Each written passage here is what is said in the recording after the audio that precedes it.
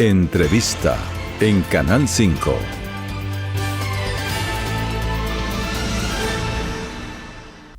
Y con el fin de conocer cómo han sido estos años del actual periodo presidencial, el año que resta además, y sobre todo cuál ha sido la experiencia y sobre todo el aprendizaje, además de lo logrado en este periodo, vamos a conversar con el diputado Jaime Sáez, aquí en los estudios de Canal 5. ¿Cómo está, diputado? Bienvenido. Hola Camilo, un gusto estar acá en Canal 5. En primer lugar, ¿cuál es el sabor que le queda de lo ya obrado, de lo ya realizado por el actual presidente, pero sobre todo por la alianza a la cual usted pertenece? En términos muy generales, después vamos paso a paso. Es una pregunta bien profunda. Yo creo que es difícil dimensionar cuando todavía uno está en la vorágine, metido, por ejemplo, en una discusión como la reforma de pensiones, que está en su clímax de, si fuera una película, estamos casi llegando al final para conocer el desenlace. Y por lo tanto, a mí particularmente me cuesta hacer una reflexión más reposada respecto a lo que ha implicado estos años. En particular, mi gestión parlamentaria ha coincidido con la del gobierno. Con la agenda, claro. Y bueno, cuando yo empecé a ser diputado tenía una hija de menos de un año, ahora esa hija va a cumplir 4 años cuando esté terminando el periodo. Entonces ahí uno de repente va dimensionando el paso del tiempo y las cosas que nos han sucedido también. En una época y en un contexto de nuestro país saliendo de una situación muy particular, más allá del estallido social de 2019, la pandemia marcó a nivel mundial. La pandemia que, claro, equivale como a una catástrofe mundial que no solo marca la vida de las personas, sino que más el trabajo que yo hago legislativamente en temas de economía y fiscales marcó profundamente la realidad económica y social del país. Y al mismo tiempo gatilló, creo yo, ciertas subjetividades en la población que antes no estaban tan presentes. Antes de la pandemia había mucho más seguridad en general, no hablo de la seguridad ciudadana, sino hablo de la seguridad social, de la confianza en que las cosas iban a marchar bien y que, por ejemplo, las demandas sociales del estallido social iban a poder cumplirse y satisfacerse porque este país era un país que había crecido mucho en los últimos años, que había acumulado y que básicamente, para decirlo de manera bien coloquial, estaba mal pelado el chancho, pero no era un problema de recursos, sino de distribución. Y la consecuencia de la pandemia, en términos más concretos, de lo que yo trabajo, es que nos gastamos absolutamente todo. Nos gastamos no solo los ahorros previsionales con los retiros, sino que además el país se endeudó para poder alimentar a la población y que nadie padezca situaciones tan extremas. Y esas consecuencias las estamos viviendo hasta el día de hoy y yo creo que el país las va a seguir experimentando todavía un par de años más hasta que las finanzas tiendan a equilibrarse. Entonces, diputado, son muchas cosas. Claro, pero este tipo de cosas no siempre se conversan ni en la mesa de la gente, ni tampoco los políticos los conversan con la ciudadanía, en el sentido de explicar un poco, por ejemplo, hoy hay personas que dicen Chile se está cayendo a pedazos, pero hemos superado una barrera, un límite en cuanto a exportaciones, por ejemplo. O sea, cuando pero el tema de la balanza de pago es distinto porque quedó una deuda heredada. Antes era Chile un país que ahorraba mucho y con la pandemia efectivamente tenemos que pagar deudas que se tomaron hace 4 o 5 años. La pandemia, Camilo, equivale a un terremoto, a 3 terremotos como el del 2010, seguidos. Eso en términos de lo que implica económicamente. Además, haber pasado por la situación de los incendios, los mega incendios en la zona central del país, las inundaciones, o sea, hay distintas cosas que realmente se nos olvidan, que no están en la planificación de nadie y ocurren, y sobre un país bien presionado en términos de ingresos. Entonces, yo creo que cuando la gente, especialmente la oposición, dicen que este país se está cayendo a pedazos, que es todo un desastre, yo los invitaría a darse una vuelta por el resto del mundo para poder analizar cómo está la situación en general. La situación en nuestra región, en el continente, en Sudamérica, es precaria. La situación en los países más desarrollados y más ricos también es precaria.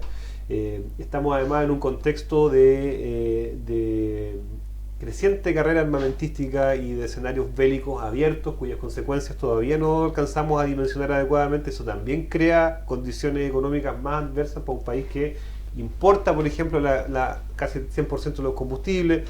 Entonces, dentro de todo ese escenario más tan difícil, nuestro país no está en una mala situación. Sin ¿Significa que tenemos que conformarnos y como golpearnos, palmotearnos en la espalda y que todo está bien? En ningún caso. Claro, Muchos desafíos pero hay todavía pendientes que tenemos que enfrentar. Hay una dicotomía ahí, diputado, respecto a los datos, a las cifras, porque de hecho el mismo precio que cobra ENAP a las distribuidoras de combustible no ha subido tanto necesariamente en comparación con el año 2021, por ejemplo. Cuando la inflación se pegó un salto más Claro, grande. 2020-2021. Pero lo que llega a la ciudadanía como precio al usuario es distinto. Lo mismo ocurre con la información, lo que estábamos conversando. Chile está creando, no sé, 500.000, 600.000, 700.000 empleos nuevos, no solamente gente que despidieron y volvieron a contratar, estamos hablando de hay más, 500.000 de trabajadores más contratados, o no, que ese otro tema también, porque alrededor del 28-29% durante la última media década o más trabaja en la informalidad. En la informalidad, claro. Pero la gente no lo percibe. Este gobierno se ha creado estos empleos, tiene a 15.000 reos más en las cárceles, pero la gente cree que hay más inseguridad en las calles, aunque los delitos han disminuido, han variado. Han variado Sí, mucho y se han puesto más violentos, a diferencia de lo que ocurría antes. pero estos delitos violentos inclusive se dan, o los mismos homicidios, lamentablemente, hay que decirlo también, ocurren más en cuanto a víctimas que son parte del mundo delictual. Sí, Hay distintas sí, variables, pero pero el punto es el siguiente: las cifras son buenas para el gobierno desde el punto de vista de las cifras, pero la percepción de la ciudadanía es diametralmente opuesta a veces, y eso se manifiesta también en las votaciones, en las elecciones. Sí, hay varias dimensiones comentarios. de ese fenómeno. Yo creo que particularmente respecto a la seguridad ciudadana, a la delincuencia, al alza de la criminalidad, a mí me parece bien que en Chile permanentemente nos estemos revelando o escandalizando y no naturalicemos ni normalicemos la criminalidad, el asesinato, la violencia extrema. Cuando una sociedad se acostumbra a eso y forma parte del paisaje cotidiano, ya estamos en el peor de los mundos, y significa que después es como la mexicanización que se hablaba en algún momento. Es muy difícil volver después. Entonces yo creo que es bueno que en nuestra sociedad, cuando exista un homicidio, por más que la víctima venga del mundo delictual o que sea un ajuste de cuentas, nos escandalicemos. Claro. Lo mismo con la corrupción. Cuando ya nadie cuando ocurren fenómenos de corrupción y nadie dice nada, bueno, entonces que la sociedad está profundamente corrupta. Claro. Yo creo que en el caso de nuestro país, esas son buenas señales. Significa que no solo el mundo político, sino que la opinión pública, la ciudadanía en general, no está disponible a transar aquello. Claro. Y yo creo que la percepción sobre la inseguridad está muy mediada porque la criminalidad se ha vuelto más violenta en Chile, porque hay más armas de fuego que 10 años atrás, y porque particularmente la asociación con el fenómeno migratorio, cuando ocurre un fenómeno migratorio tan voluminoso... Pero no hay más delitos en Chile. No hay más delitos. No Pero de hecho hay menos delitos. cuando ocurre un fenómeno migratorio como el que hemos experimentado en nuestro país en la última década, prácticamente 10 años de una migración muy voluminosa, no solo migran personas con Desde tales 2017 con, en realidad, porque fueron los haitianos y el resto sí, era normal hacia estamos atrás. acercándonos ya a los 10 años. No años. solo migran personas con sueños, anhelos, esperanzas de una vida mejor, también migran mercancías y también migra el crimen. Y la criminalidad en los otros países de nuestro continente históricamente ha sido una criminalidad más organizada y más violenta, Claro. con una expresión armada mucho más evidente, y eso entra, Eso creo se yo, trasladaron acá a nuestra zona y efectivamente ocuparon espacio. y eso gatilla que, entre comillas, nuestros criminales Claro. también se comporten de una forma más agresiva. Entonces son fenómenos difíciles de comprender cuando la ciudadanía exige que se acabe la inseguridad, que se acabe la delincuencia. ¿Pero eso lo exige la ciudadanía o lo exigen los políticos? Yo creo que la ciudadanía exige seguridad, pero me parece que los ciudadanos no son tontos, muy por el contrario, y cuando los políticos dicen yo voy a acabar con este fenómeno, vamos a terminar con la puerta giratoria, vamos a deportarlos a todos, vamos a encerrarlos a todos, eso es mentir, porque finalmente el fenómeno de la criminalidad no es un interruptor que yo un día apago, entonces ahora el país es más seguro. No va a ocurrir de esa forma.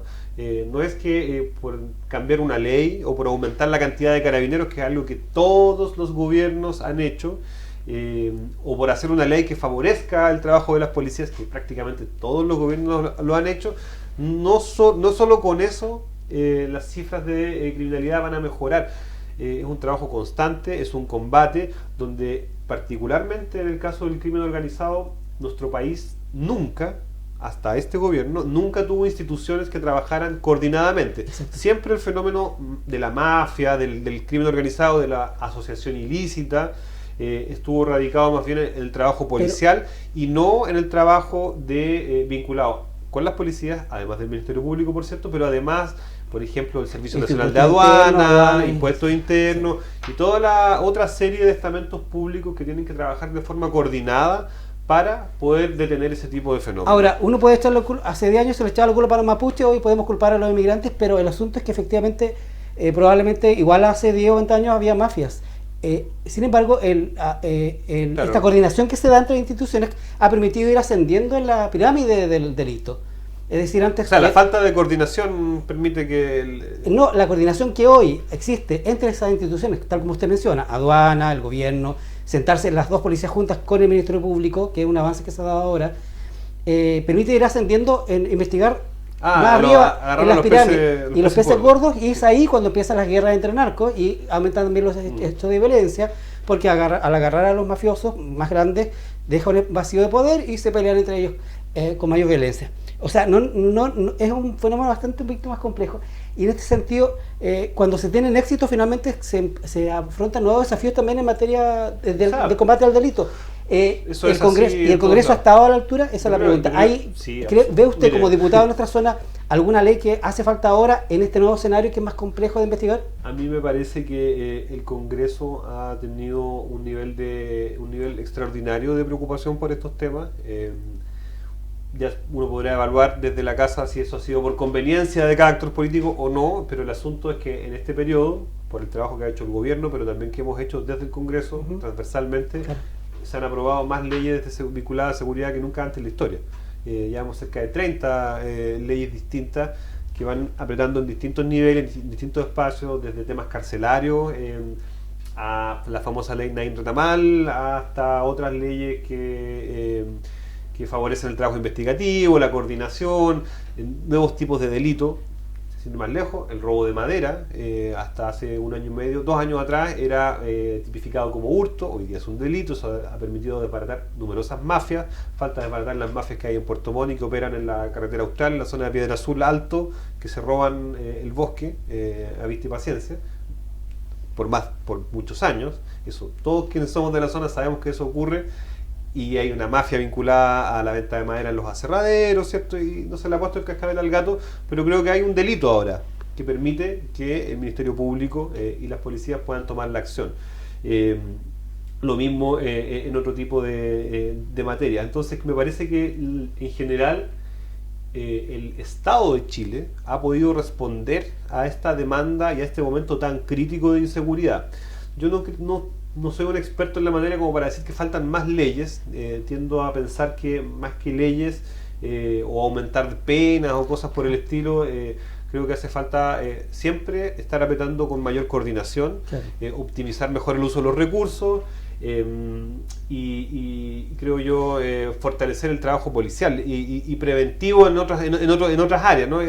Por eso digo, no es solamente perseguir a los delincuentes, también es prevenir que exista delincuencia, y eso se hace, por ejemplo, respondiendo a la demanda gigantesca por viviendas que hay en Chile, claro, donde el gobierno ha llevado una política muy agresiva de construcción de viviendas con la emergencia habitacional.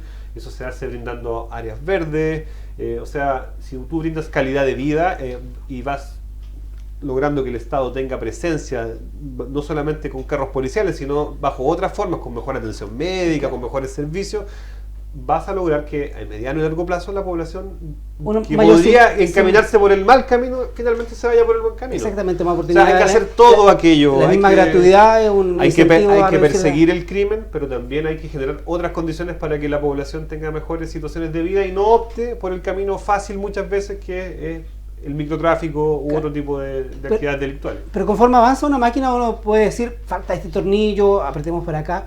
Y hay algo que se lo planteo como pregunta, quizás para analizar el futuro, y que tiene que ver con, de pronto, sensaciones de impunidad que se dan en diversos ámbitos.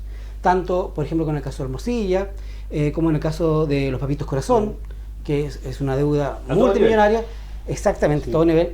Y esos grados de impunidad, de pequeñas y grandes impunidades, ¿cómo se pueden ir limando de que la persona que comete 100 hurtos al año no sea enjuiciada por un solo hurto. Hay leyes en este sentido, pero Sí. se puede ir apretando un poco más el tornillo, la tuerca, O lo que sea, sea, me en parece cada uno de que- esos aspectos. Me parece que cuando, dentro de las causas de lo que ocurrió el año 2019 con el estallido, había una de las sensaciones más transversales y que todavía impera en nuestro país y por lo tanto es un problema que hay que enfrentar, es precisamente esa sensación de abuso, de que hay gente que puede hacer ciertas cosas, lo que se le cante en gana básicamente, y hay otras personas que a la más mínima, al más mínimo desbande le caen las penas del infierno.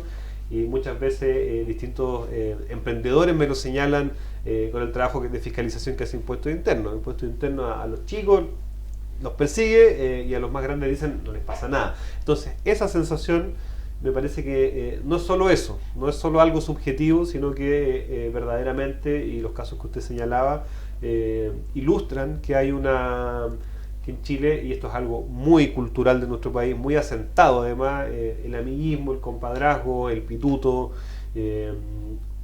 un país donde en los círculos más grandes, y lo dice, yo estoy en un cargo de autoridad política, pero yo soy de acá del sur, y es muy difícil, muy distinto el trato que tiene uno, que estudió acá, respecto de la gente que estudió en la Universidad Católica, en la Universidad de Chile, fueron a los mismos colegios y después simplemente se Claro. encuentran, unos están en directores de empresa, otros en este gobierno, Pero en el siguiente gobierno. esos son otros temas que Eh, tienen que ver hasta con Martín pero, Rivas. sí, pero que eso yo apunto al ese, tema, a, pero, a cómo avanzar en, en la sí, impunidad pero de eso, delitos. eso genera las condiciones cuando este es un país extremadamente normativo. En general, nuestra tradición histórica heredada de los españoles indica que todo tiene que estar por escrito. Claro. No es una sociedad basada en la confianza, a diferencia de los anglosajones. Y en esta sociedad normativa, cuando las normas se hacen entre amigos, siempre se le va a encontrar una vuelta para burlarla. Entonces me parece que en Chile ha habido un fortalecimiento institucional importante, pero siempre es una tarea que siempre va quedando una brecha. Y al igual que la delincuencia, la corrupción también lo es. Y la corrupción existe desde que somos seres humanos Y busca organizados. nuevos caminos también de existir. Y por lo tanto, pretender que va a haber cero corrupción es completamente ingenuo. Claro. Y lo que tiene que hacer un Estado moderno y eficiente es anticiparse a esos nuevos fenómenos. Lo que ocurrió con el caso Convenios, en todos sus niveles, posibilitó cambios normativos. Algunos de esos cambios normativos han impedido que se produzcan nuevos casos de corrupción, pero por otro lado, ralentizan en la ejecución del gasto público, y hemos tenido una polémica en las últimas semanas de los gobiernos regionales con la dirección de presupuesto, porque hay muchas trabas para que ellos puedan ejecutar el presupuesto, porque antes era más fácil, se lo pasaban a las fundaciones y listo. Entonces, se gana por un lado, se pierde por otro, y en el medio queda la ciudadanía un poco aprisionada. Entonces creo que esas cuestiones son las que hay que ir ajustando permanentemente de mejor forma. Diputado, última pregunta. Si alguien de nuestra audiencia tiene una idea para un proyecto de ley por un fenómeno que se esté dando, ya no estoy diciendo que le manden redactar el proyecto de ley, pero sí desde el punto de vista de que puedan leer su realidad y a través de su mirada plantear una solución legislativa, pueden acercarse a usted. Por supuesto que sí. Porque también de pronto esta dicotomía o distancia con el mundo político se da porque vemos muchas veces a los parlamentarios por medio de comunicación, pero no siempre cercanos. Bueno, en mi caso particular, yo siempre tengo una relación muy cercana con la ciudadanía, y de hecho esta semana firmé un proyecto de ley del cual no soy autor, porque surge de parte de los estudiantes, de un grupo de estudiantes de la región del Biobío que ganaron el torneo Delibera, el torneo de debate que organiza la Biblioteca del Congreso. Ese torneo funciona en base a crear proyectos de ley. Bueno, de ahí sacamos una idea que se va a traducir en un proyecto de ley que vamos a presentar la próxima semana con otro conjunto de parlamentarios. Entonces, esa posibilidad siempre está. Y también nosotros presentamos desde la bancada que represento, que es la del Frente Amplio, presentamos esta semana una reforma constitucional, entre otras cosas, ahora que estamos hablando del debate de reformas políticas, para avanzar en algo que en ambos procesos constituyentes, el de la izquierda y el de la derecha, había cierto consenso de que la iniciativa popular de ley es algo que debería existir, con determinadas condiciones para que no sea una chacra, de lado y lado, para que si la ciudadanía con determinada cantidad de firmas, ¿cierto?, pueda presentar una iniciativa, y que pueda tener cierto nivel de urgencia, Claro. para que no quede olvidada en el cajón de los recuerdos y se pueda tramitar. Entonces se están haciendo cosas, yo siempre estoy disponible a aquello, Perfecto. y se me puede encontrar tanto en nuestra oficina parlamentaria en la población Manuel Montt, como también en redes sociales como Jaime Sáez, diputado. Muchas gracias, diputado Sáez, por estar con nosotros. Una invitación también a otros parlamentarios para que lleguen hasta nuestras dependencias eventualmente y, por supuesto, acercarse a la ciudadanía. Muy Un agrado, gentil. Camilo. Y para otra oportunidad, antes de que finalice quizás el verano o próximamente queremos tenerlo nuevo. Cuando guste. Bueno, y nosotros continuamos con más informaciones. Entrevista en Canal 5.